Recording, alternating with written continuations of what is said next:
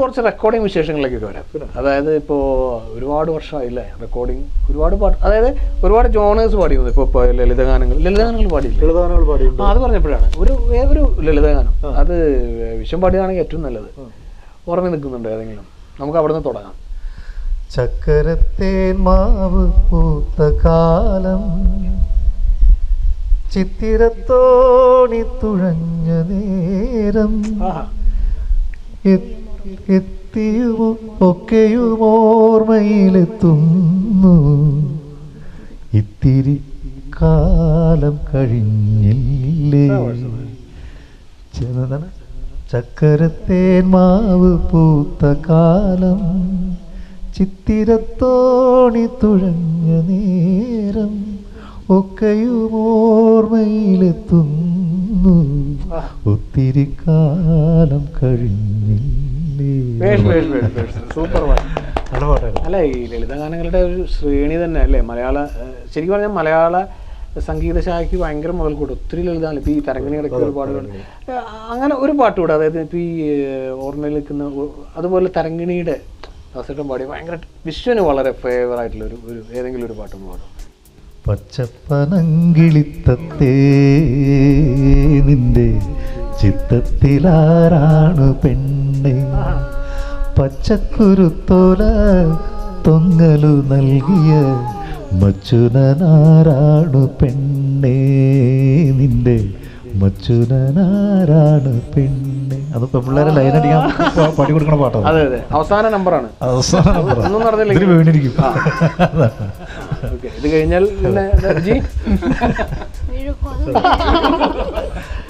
അപ്പോൾ ഇപ്പോൾ ഒരുപാട് പിന്നെ ഒരുപാട് പാട്ട് റെക്കോർഡുകൾ തന്നെ ഒരുപാട് മാപ്പിളപ്പാട്ടുകൾ പാടി അല്ലേ? ഭക്തി കുറേ മാപ്പിളപ്പാട്ടുകൾ പാടിയിട്ടുണ്ട്. അതില് പിന്നെ പോപ്പുലർ ആയിട്ടുള്ള ഒരു പാട്ടാണ് നേരത്തെ ജാഫർ പാടിയ കിനാവിൻ പന്തിലും പിന്നെ ഏഴാം ബഹറൊക്കെയാണ് പോപ്പുലറായ പാട്ടുകൾ. പിന്നെ ഭക്തിഗാനങ്ങൾ നമ്മൾ അങ്ങനെ ഒരു സീരീസിലേക്ക് ഒരു ഏതെങ്കിലും ഒരു പാട്ട് ഭക്തിഗാനം റെക്കോർഡിങ് വിശ്വം പാടിയ ഗാനങ്ങളും ഒരുപാട് പാടിയിട്ടുണ്ട്. പറയും. ആലം ഉടയവനേ, അത് എൻ്റെ ഒരു അഹദേ പെരിയോനേ.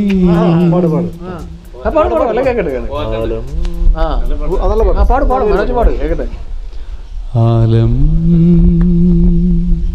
ഉടയവനേ, അഹദേ പെരിയോനേ, രാവിൽ കേഴുകയായി നോവിൻ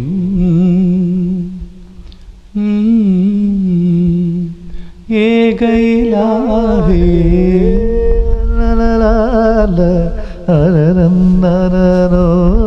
നീയല്ലേ. ഞാൻ വിശ്വനെ പെട്ടെന്ന് ഇങ്ങനെ ഒരു കാര്യം ആലോചിച്ചു. ഞാൻ പണ്ട് ഒരുപാട് സ്റ്റേജ് ഷോ ചെയ്ത സമയത്ത് വേവ്സ്, തൃശ്ശൂർ വേവ്സിൽ അല്ലേ ഒരുപാട് പാടി. അത് പറഞ്ഞപ്പോഴാണ് വിശ്വൻ ഒത്തിരി കാലം പാടിയൊരു ട്രൂപ്പാണല്ലേ തൃശ്ശൂർ വേവ്സിൽ. അപ്പൊ അന്നൊക്കെ പാടുമ്പോൾ വിശ്വൻ ഓപ്പണിംഗിൽ പാടുന്ന ഒരു സോങ് എനിക്ക് എപ്പോഴും വരും, പുണ്യദൂതരേ പുണ്യദൂതരേ ത്വാറസൂലരേ സലാം, ത്വാറസൂലരേ സലാം സലാം സലാം. അതാ ഒറിജിനൽ ദാസേട്ടൻ പാടിയ പാട്ടാണ്? അല്ല, ദാസേട്ടൻ പാടിയല്ല. ഇത് പിന്നെ കൊച്ചിൻ ബഷീർ എന്ന് പറഞ്ഞിട്ട് ഗായകനാണ് പാട്ടില്ല, അദ്ദേഹം തന്നെ മ്യൂസിക് ചെയ്തിട്ടുണ്ട്. അതെ അല്ലേ. അതുപോലെ ഒരു പാട്ടുകൂടെ ഞാൻ എപ്പോഴും ചോദിക്കണം എന്ന് വിചാരിക്കും, അതും ആരാ പാടിയത്? അതായത് റഹ്മത്തുല്ലാലമീൻ, അത് എം ജി ശ്രീകുമാർ പാടിയത്. അതൊക്കെയാണ് നമ്മൾ സ്ഥിരമായിട്ട് ആ സമയത്ത് പാടിക്കൊണ്ടിരുന്ന പാട്ടാണ്. അന്ന് ഓപ്പണിങ് ഗാനമേള തുടങ്ങുമ്പോൾ അല്ലേ. അപ്പൊ റെക്കോർഡിംഗ് വിശേഷങ്ങളിലേക്ക് വീണ്ടും വരാം. ഭക്തിഗാനങ്ങൾ അല്ലേ, ഭക്തിഗാനങ്ങൾ കുറെ പാടിയിട്ടുണ്ട്. പിന്നെ കവിത, അങ്ങനെ ആ സീരീസിലേക്ക് പോയിട്ടുണ്ടോ? കവിത ഒത്തിരി ചെയ്തിട്ടുണ്ട്. അതല്ലേ. റെക്കോർഡിംഗ് അനുഭവങ്ങളെ കുറിച്ചൊന്ന് ഒരു പൊതുവിലൊന്ന് പറയണമെങ്കിൽ? നിറയെ പിന്നെ ആൽബംസ് കുറെ. ഇപ്പൊ ഈ മാപ്പിളപ്പാട്ടുകൾ ഒരു സമയത്ത് ആൽബങ്ങൾ തന്നെയായിരുന്നു, ഇഷ്ടംപോലെ ആൽബങ്ങൾ മാപ്പിളപ്പാട്ടുകൾ. അത് അല്ലത്. പക്ഷെ ഇതിന്റെ ഒന്നും പിന്നെ കാസറ്റിന്റെ ഫ്രണ്ടിലൊന്നും എന്റെ ഫോട്ടോ വരില്ല. അങ്ങനെയുണ്ട്. അത് ശരി. അങ്ങനെ ഒരു ഫ്രണ്ടില് ഫോട്ടോ വരാൻ ഞാൻ കൊതിച്ചിട്ടുണ്ട്. ഓ അത് ശരി. ഞാൻ പാടിയിട്ടുണ്ടാവും, നല്ല പാട്ട് ഇതൊക്കെ ആയിരിക്കും. പക്ഷെ എന്റെ ഫോട്ടോ എപ്പോഴും കാസറ്റിന്റെ ബാക്കിലുണ്ടാവും. അത് ശരി. അപ്പോൾ എനിക്ക് ചിലപ്പോൾ എനിക്ക് കാസറ്റ് എടുത്ത് നോക്കിയാൽ എനിക്ക് ചിലപ്പോൾ ഒരു വിഷമം തോന്നി, എന്താ നമ്മൾ ഇത്രയും ഇതായിട്ട് പാടിയിട്ട് ഒരു ഫോട്ടോ പോലും ഫ്രണ്ടിൽ വെക്കാൻ. സത്യം, പിന്നെ തീർച്ചയായിട്ടും ആ കാസറ്റ് പ്ലേ ചെയ്ത് കേൾക്കുന്ന ചിലപ്പോൾ ഒരു വിഷമം തോന്നും. പിന്നെ തോന്നി എന്ത് അല്ല, പക്ഷെ അതൊന്നും ഒരു ഗായകൻ അല്ല ഞാൻ പറയപ്പെട്ടു. അതായത് നമ്മുടെ വിശ്വൻ എന്ന് പറഞ്ഞൊരു ഗായകനെ ഇഷ്ടപ്പെടുന്ന ഒരാൾ അല്ലേ, എന്നും വിശ്വന്റെ പാട്ടുകൾ തന്നെ ഇഷ്ടപ്പെടും. അങ്ങനെയൊക്കെയുള്ള ചില പിന്നെ ഇത് എനിക്ക് ഫീൽ ചെയ്യാറുണ്ട്. ഇനി ഞാൻ മറ്റൊരു കാര്യത്തിലേക്ക് വരാം. സിനിമയിൽ പാടിയതിനെ കുറിച്ച്. ആ സിനിമയിൽ വരുന്നത് പിന്നെ ഈ പറഞ്ഞ പോലെ തൃശ്ശൂർ വേവ്സിൽ ചെന്ന് ആ ഒരു ബന്ധം, തൃശ്ശൂരുമായിട്ടുള്ളൊരു കണക്ഷനാണ് നമ്മളെ സിനിമയിലേക്ക് നയിച്ചത്. അല്ല മീൻസ് എങ്ങനെയാണ്, ആരാണ് അത് കണ്ടെത്തി, ആരെ വിളിച്ചു? അത് നമ്മുടെ ഫ്രണ്ട് ഉണ്ട് ശ്രീകുമാർ, ആർട്ടിസ്റ്റാണ്. അപ്പോൾ അവൻ ഒരു ഓഡിയോ കമ്പനി തുടങ്ങണം. അവരുടെ ഫസ്റ്റ് പടം ഓഡിയോ എടുക്കുന്ന അവരുടെ ഫസ്റ്റ് പടം ആന്തോളത്തിന്റെ കാസറ്റാണ് അവർ ആദ്യമായിട്ട്, ആ പാട്ടാണ് അവർ ഓഡിയോ റൈറ്റ് എടുക്കുന്നത്. അപ്പോൾ അന്നൊക്കെ ഓഡിയോ കമ്പനിക്കാണ്, ഓഡിയോ കമ്പനി പറയുന്ന ആൾക്കാർ പാടുക, ഓഡിയോ കമ്പനി അപ്പോൾ അങ്ങനത്തെ ഒരു കാലമായിരുന്നു അത്. ആ പടത്തിന്റെ ഇതിനു വേണ്ടി ട്രാക്ക് പാടാനായിട്ട് പോയതാണ്. അന്ന് നടേശേട്ടനാണ് മ്യൂസിക്, നമ്മുടെ നല്ല സിംഗറാണല്ലേ. നടേശേട്ടനാണ് എൻ്റെ സംഗീതം. അപ്പോൾ നടേശേട്ടൻ അന്ന് ചെന്നൈയിൽ ട്രാക്കൊക്കെ പാടിയുന്ന ഒരു കാലമാണ്. ഒട്ടുമിക്ക ജോൺസൺ മാസ്റ്റർ പാട്ടുകളൊക്കെ നടേശേട്ടനാണ് പാടുന്നത്. അപ്പോൾ അദ്ദേഹമാണ് അത്. അതുപോലെ ഞാൻ ബ്രേക്ക് ചെയ്യില്ല, നമ്മുടെ അതുപോലെ കുറെ ട്രാക്ക് പാടിയ ആളാണ് നമ്മുടെ ഇദ്ദേഹം ദേവാനന്ദ് പേരിൽ ഇപ്പോൾ അല്ലേ, എനിക്ക് ഓർമ്മയുണ്ട്. അപ്പോൾ അതിന് ട്രാക്ക് പാടാൻ വേണ്ടി പോയതാണ്. ട്രാക്ക് പാടിയ ശേഷം ഒരു പാട്ട് ഇഷ്ടപ്പെട്ടപ്പോൾ അതിലൊരു അഷ്ടപതിയാണ് ഞാൻ ആദ്യമായിട്ട് പാടുന്നത്. അതായിരുന്നു ആദ്യത്തെ എൻ്റെ സിനിമാ പാട്ട് ഒരു അഷ്ടപതി. 2 ലൈൻ.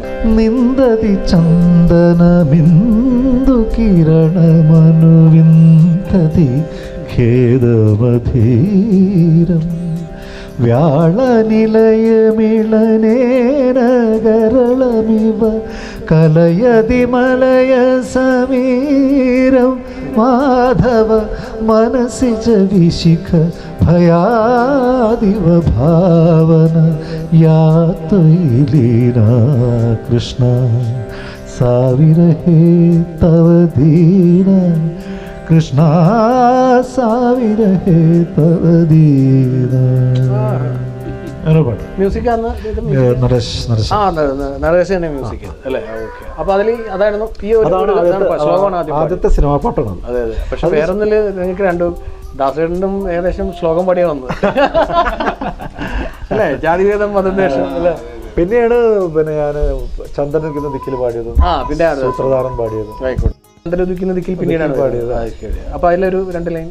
അത് മായാദേവകിക്ക് മകൻ പിറന്നേ, നല്ല മകൻ പിറന്നേ, മായ കണ്ണനായിട്ട് അവൻ വളർന്നേ, കാട്ടിൽ അവൻ വളർന്നേ, ഗോപിക്കുരി അഴകുണ്ടേ, പീതാംബരയൊറിയുണ്ടേ, ആരാരെ കണ്ടാലും ചെന്നാളാകും വിരുന്നുണ്ടേ, മായാദേവിക്ക് മകൻ പിറന്നേ, നല്ല മകൻ പിറന്നേ. അതൊരു സൂപ്പർ ഹിറ്റായിരുന്നു. അതെ. ഇത് മ്യൂസിക് വിദ്യാസാഗർ. മെലഡി കിങ് അല്ലേ? രമേശൻ നായർ റെക്കോർഡ് അദ്ദേഹം ആളുടെ സ്റ്റുഡിയോയിലായിരുന്നു. ആ റെക്കോർഡിംഗ് അനുഭവത്തെ കുറിച്ചൊന്ന് പറയാം. അത് പിന്നെ ഇതിന്റെ പ്രൊഡ്യൂസർ എന്നോട് പറഞ്ഞു, ചിലപ്പോൾ ഒരു പാട്ടുണ്ടാവും, പറയാൻ പറ്റില്ല, വിദ്യാസാഗറാണ് മ്യൂസിക് എന്ന് പറഞ്ഞപ്പോൾ തന്നെ എനിക്ക് പേടിയായി, നമുക്ക് എന്തായാലും പാട്ടുണ്ടാവില്ല എന്ന് വിചാരിച്ചു. ഞാൻ ചെന്നൈ പോയിട്ട് വിളിക്കാം, അതിന്റെ കമ്പോസിംഗ് ഒക്കെ നടക്കണം, ഞാൻ വിളിക്കാമെന്ന് നമ്മളെ ഫ്രണ്ട്. ഞാൻ ആയിക്കോട്ടെ. അന്ന് ആ സമയത്ത് ഇവിടെ ചേതനയിലൊരു വർക്ക് നടക്കാം, ഒരു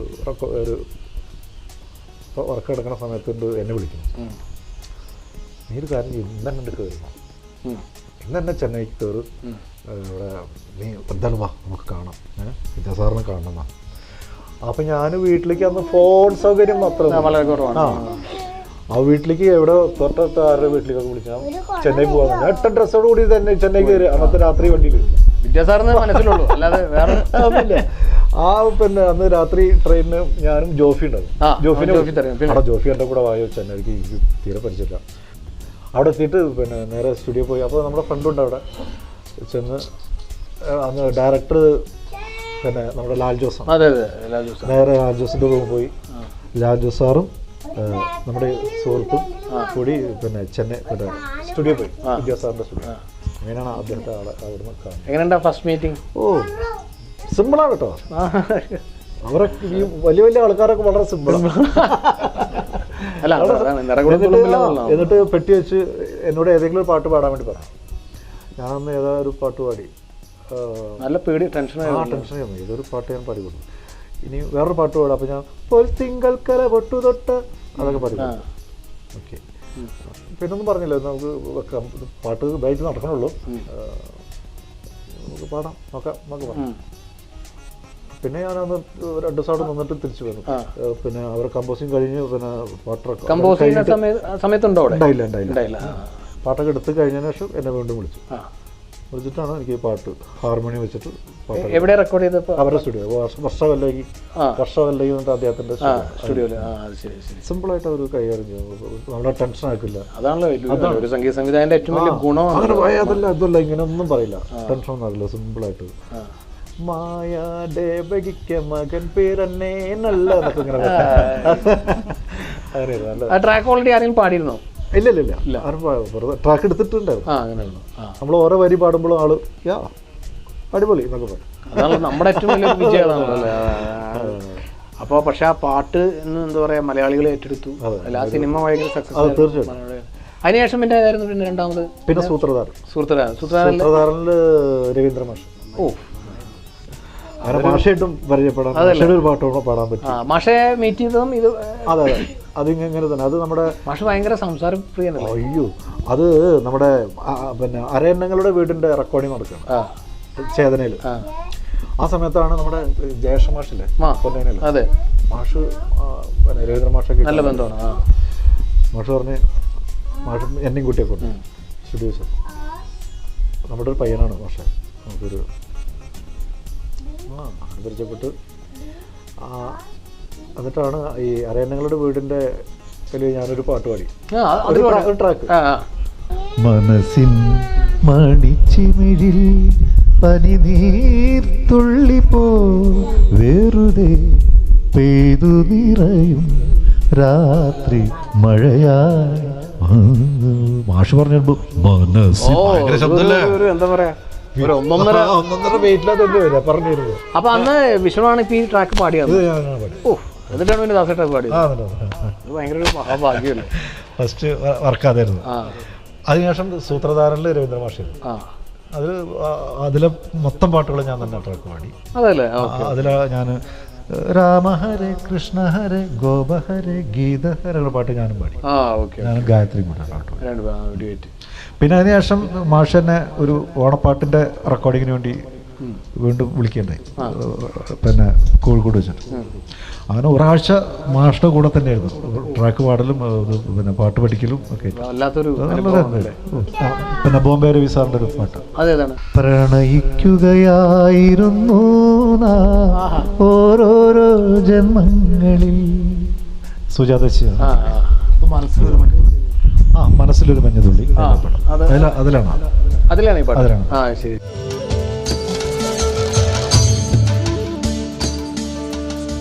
ലാസ്റ്റ് പടം പാടിയത് മണിച്ചേട്ടന്റെ 3-ാം നാൾ പാടി. അത് ഹിമശലഭമേ ഒരു പുലരിയിൽ നീമായും കാലാര പാട്ട്. പക്ഷെ ആ പടം അത്ര ക്ലിക്കായില്ല. അതുകൊണ്ട് പക്ഷെ വേറെ ഒന്നുണ്ട്, നമ്മൾ അവസരങ്ങളിൽ എന്തായാലും തീർച്ചയായും അല്ലേ, വിഷ്വൻ എന്ന് പറയുന്നത് ഇതുപോലത്തെ ഇത്രയും കഴിവുള്ള ഒരു ഗായകനെ സംബന്ധിച്ചിട്ട് അവസരങ്ങൾ വരും അല്ലേ? അതെ, അത്രേ ഉള്ളൂ. നമുക്ക് പിന്നെ തിരിഞ്ഞു നോക്കുമ്പോൾ നമുക്ക് എന്തായാലും പിന്നെ വിഷമില്ല.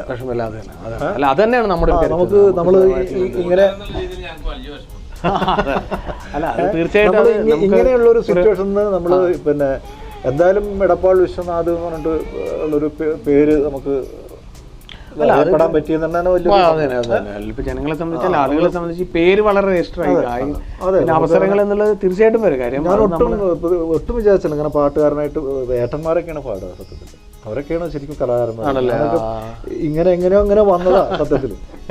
പക്ഷെ ഇത്രയും വന്നു എന്നുള്ളത് തന്നെ അല്ലേ ഇങ്ങനെയെങ്കിലൊക്കെ ആയതാണ് തന്നെ വലിയൊരു സന്തോഷമാണ്. അപ്പോൾ തീർച്ചയായിട്ടും കൂടിയും ഇപ്പോഴും നമ്മൾ ഈ ന്യൂജൻ കുട്ടികളുടെ കൂടെ നമ്മൾ പിടിച്ചു ഏറ്റവും വലിയ അല്ല അത് വലിയൊരു ഭാഗ്യമാണ്. കാര്യം എന്താ വെച്ച് കഴിഞ്ഞാൽ 2 ജനറേഷനിന്റെ രുചി അറിയുന്നവരാണ് നമ്മൾ. അപ്പൊ ഇത്രയും നേരം എന്താ പറയുക NCV പ്രേക്ഷകർ വളരെ സന്തോഷകരമായ വിഭവസമൃദ്ധമായ ഓണസദ്യയിലേക്ക് കയറുന്നതിന് മുമ്പ് ഈ സംഗീതാനുഭവം എല്ലാവർക്കും ഇഷ്ടമായി. വിശ്വൻ എന്ന് പറയുന്ന ഈ സംഗീത പ്രതിഭയെ എല്ലാവർക്കും അറിയാമെങ്കിൽ കൂടെ കൂടുതൽ വിശേഷങ്ങൾ നമ്മൾ അറിഞ്ഞു. പാട്ടുകളെക്കുറിച്ചും റെക്കോർഡുകളെക്കുറിച്ചും ചലച്ചിത്രങ്ങളെക്കുറിച്ചും പിന്നെ അതിനേക്കാൾ ഉപരി ഈ കുടുംബം എന്താ പറയുക സുഹൃത്തുക്കൾ വളരെ നന്ദിയുണ്ട് വിശ്വൻ. ഇവരൊക്കെ ഒന്ന് കിട്ടാന്ന് പറഞ്ഞാൽ വലിയ ഭാഗ്യമാണ്. എന്തായാലും കിട്ടിയല്ലോ അല്ലേ, എന്തായാലും വലിയൊരു സംഭവം. കാരണം ശക്തികളെല്ലാവരും കൂടെ ഉള്ള ദിവസമാണ്.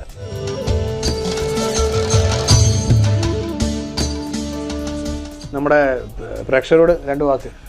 പ്രേക്ഷകരോട് NCVയുടെ പ്രേക്ഷകരോട് എന്താ പറയുക, നമ്മുടെ ഇത്രയും കാലം നമ്മളെ സപ്പോർട്ട് ചെയ്ത അത് തന്നെ ഇനി അങ്ങോട്ടും അല്ലേ? അതെ അതെ തീർച്ചയായിട്ടും ഉണ്ടാവണം. പാട്ടുകൾ കേൾക്കണം, നിങ്ങളുടെ നല്ലതും ചീത്തയൊക്കെ വേണം, നല്ലതും വേണം. പിന്നെ എല്ലാം പ്രതീക്ഷിക്കുന്നു. പിന്നെ വീണ്ടും പാട്ടുകൾ കേൾക്കുക, നമ്മളെ പ്രോത്സാഹിപ്പിക്കുക, അനുഗ്രഹിക്കുക. തീർച്ചയായിട്ടും എന്തായാലും ഇങ്ങനെ ഈ ഓണത്തിന് ഇങ്ങനെ ഒരു അവസരം തന്നതിൽ NCVക്കും പ്രത്യേകം നന്ദി. പിന്നെ വിനോദിനെ ഒരുപാട് നാളുകൾക്ക് ശേഷം വീണ്ടും ഇങ്ങനെ ഞങ്ങൾ ഒരുപാട് വർഷങ്ങളായിട്ട് ഉള്ള ബന്ധമുള്ളവരാണ്. അപ്പോൾ എന്തായാലും ഇപ്പോൾ എനിക്ക് വിശ്വന്റെ കൂടെ തന്നെ ഇപ്പോൾ ഇവരെല്ലാവരും കണ്ടുകൂട്ടി പരിചയപ്പെട്ടു. അതിൽ വലിയ സന്തോഷം. എല്ലാവർക്കും ഹാപ്പിയോ. എല്ലാ ഓണം ഇതുപോലെ തന്നെ ആഘോഷമാവട്ടെ, സന്തോഷമാവട്ടെ, സമൃദ്ധിയാവട്ടെ. അപ്പോൾ എല്ലാവരും കൂടെ ഒരു പാട്ടിൽ നമുക്ക് അവസാനിപ്പിക്കാം. കുട്ടനാടൻ പുഞ്ചയിലെ കൊച്ചു പെണ്ണെ കുയിലാളെ കൊച്ചു വേണം കുഴൽ വേണം പുലവ വേണം കുട്ടനാടൻ പുഞ്ചയിലെ കൊച്ചു പെണ്ണെ കുയിലാളെ കൊട്ടു വേണം കുഴൽ വേണം പുലവ വേണം വരവേൽക്കാനാളു വേണം, കോടി തോരണങ്ങൾ വേണം, വിജയശ്രീലാളിതരായി വരുന്നു ഞങ്ങൾ.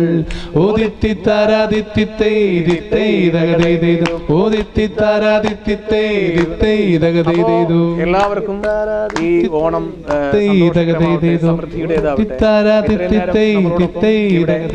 സംഗീത വിശേഷങ്ങൾ പങ്കുവച്ച ഇടപ്പാൾ വിശ്വന് ഒരുപാട് നന്ദി. വീണ്ടും കാണാം. Okay, by.